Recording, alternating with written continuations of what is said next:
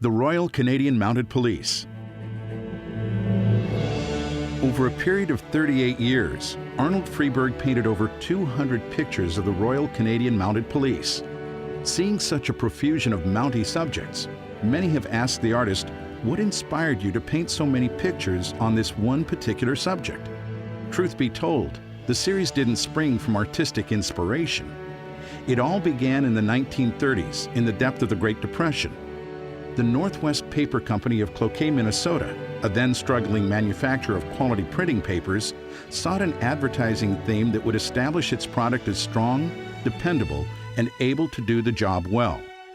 Their advertising consultant suggested the solution. The very company name Northwest immediately brought to mind the name Northwest Mounted Police. The Mounties not only symbolized the desired qualities of character, but also offered a splendid opportunity for a colorful variety of pictorial subjects.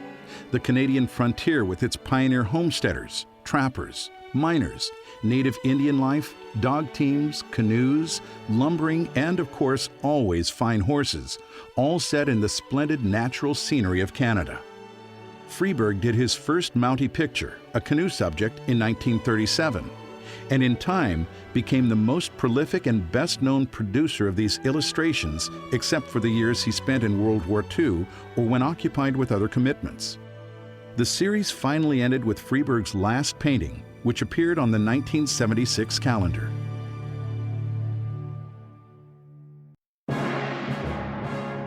The Royal Portraits. Thanks to his remarkable work in painting the Royal Canadian Mounted Police, Arnold Freeburg was invited to witness the Queen of England being presented with a new horse by the RCMP. He would also be introduced to Her Majesty and to Prince Philip, who was then active president of the Royal Society of Arts, one of the most prestigious organizations in the world. The presentation of the horse was made during the Mountie's 100th year, hence the horse, the great-grandson of Man o' War, was named Centennial. In 1978, at a studio in Buckingham Palace, Freeburg was commissioned to do an almost life-size portrait of His Royal Highness Prince Charles with Centennial. In 1990, Freeburg and his wife were invited back to spend 6 weeks to paint an equestrian portrait of Her Royal Highness Queen Elizabeth II and the same horse.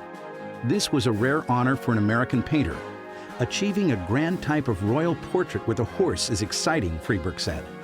It hasn't been done in 200 years. Once Freeburg had set up his easel and paints inside the palace, they got to work. And Freeburg noted what a warm and friendly lady the Queen was.